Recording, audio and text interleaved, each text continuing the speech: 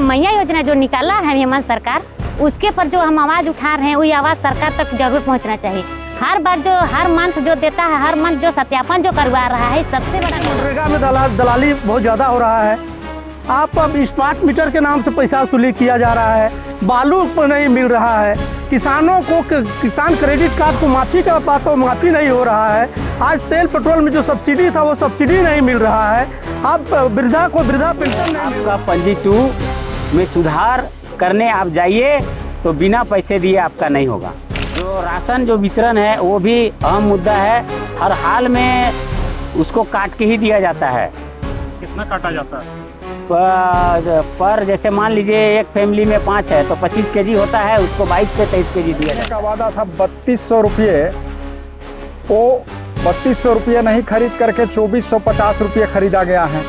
तो किसान सरकार जो है अपने वादा से मुकर गई है। बस बहुत अभी मैया सम्मान योजना में भी बहुत दीदी लोग को, जिसका भी उम्र 18 से 50 साल हुआ है, बहुत दीदी को लाभ नहीं मिल पा रहा है। को लेकर यहाँ पर जो अंचल कार्यालय समिति बैठे हुए आज भारतीय जनता पार्टी के बैनर तले इटकी प्रखंड में हम लोग 9 पंचायत के कार्यकर्ता हैं।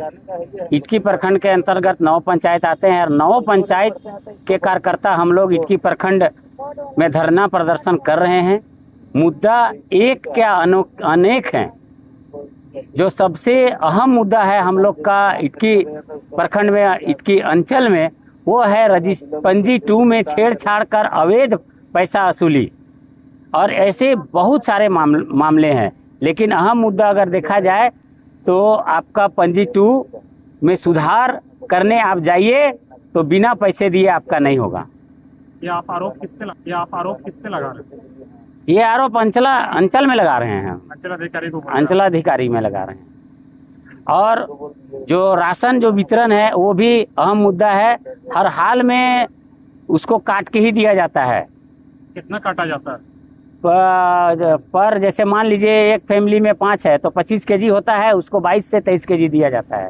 इसके क्या आप मांग कर रहे हैं? हम मांग यही कर रहे हैं कि सुधार किया जाए इसमें, और नहीं तो भारतीय जनता पार्टी उग्र आंदोलन पर उतरेगी। आपका कोई हेमंत सरकार का कोई चीज सही से नहीं है, हर चीज में भ्रष्टाचारी है। A to Z इसी को बोला जाता है। क्या मामलों को लेकर के यहाँ पर इसके कार्यालय समिति बैठे हुए प्रखंड कार्यालय समिति पर? आज हम सब पूरी भारतीय जनता पार्टी प्रखंड कार्यालय में एक दिवसीय धरना पर बैठे हुए हैं कि बीते महीने से जैसे आंधी तूफान हो रही है, बारिश हो रही है, ओलावृष्टि हो रही है, जिसका मुआवजा अभी तक सरकार देने का काम नहीं कर रही है, उसके विरोध में हम लोग यहाँ बैठे हुए हैं। यहाँ पर कौन कौन क्षेत्र से आए हुए? यहाँ पर पूरे इटकी क्षेत्र से आए हुए हैं। अगर मांग नहीं पूरी होती है तो आप क्या करेंगे? अगला कदम क्या होगा आपका? यदि मांग पूरी नहीं होती है तो सरकार के खिलाफ हम लोग सड़क पर उतरने का काम करेंगे पूरे किसानों के हित में। देखिए, आज करीब करीब 1 महीना से ओलावृष्टि, हवा, तूफान, बारिश जो हो रही है उससे किसानों को काफ़ी नुकसान हुई है। उसके बाद सरकार का जो MSP का जो वादा था कि धान खरीदने का वादा था 3200 रुपये, वो 3200 रुपये नहीं खरीद करके 2450 रुपये खरीदा गया है। तो किसान सरकार जो है अपने वादा से मुकर गई है। किसानों की विरोधी सरकार है, किसानों के साथ वादा खिलाफी की है। इस हेमंत सोरेन की सरकार को हम लोग सचेत करने के लिए और आगाह करने के लिए भारतीय जनता पार्टी के कार्यकर्ता आज 1 दिवसीय धरना पर नगड़ी प्रखंड के सामने बैठे हुए हैं। और कब तक धरना बैठे रहेंगे? हम लोग आज दिन भर बैठे रहेंगे और सरकार के खिलाफ में लोगों को जागरूक करते रहेंगे और सरकार के खिलाफ में आवाज़ उठाएंगे। अगर मांग नहीं पूरी होती तो अगला कदम क्या होगा? मांग नहीं पूरी होती फिर सड़क पर हम लोग उतरेंगे। जैसे कि आपने देखा होगा कि हम लोग ने DC ऑफिस का घेराव किया, सीनियर SP ऑफिस का घेराव किया और मोराबादी से लेकर महिला बिल पर आक्रोश मार्च निकाला।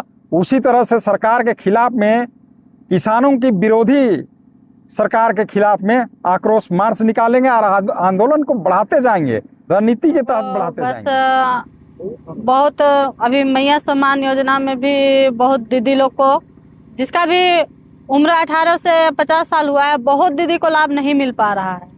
बहुत अभी सत्यापन भी हुआ तो बहुत कोई का नहीं हो पाया है, और उसके वजह से बहुत कोई का कट भी जाएगा, बहुत कोई को जानकारी भी नहीं मिल पाया है, तो उसके कारण से भी कट जाएगा। तो इसके लिए हम बोलना चाहते हैं कि सभी दीदी को और एक बार से अच्छा से सत्यापन किया जाए, ताकि हर दीदी को इसका लाभ मिले, मैया योजना का लाभ मिले। और जैसे वृद्धा पेंशन है तो बहुत वृद्धा लोग ब्लॉक भी आने जाने नहीं सकते हैं, तो उसके लिए भी कुछ सुविधा दिया जाए।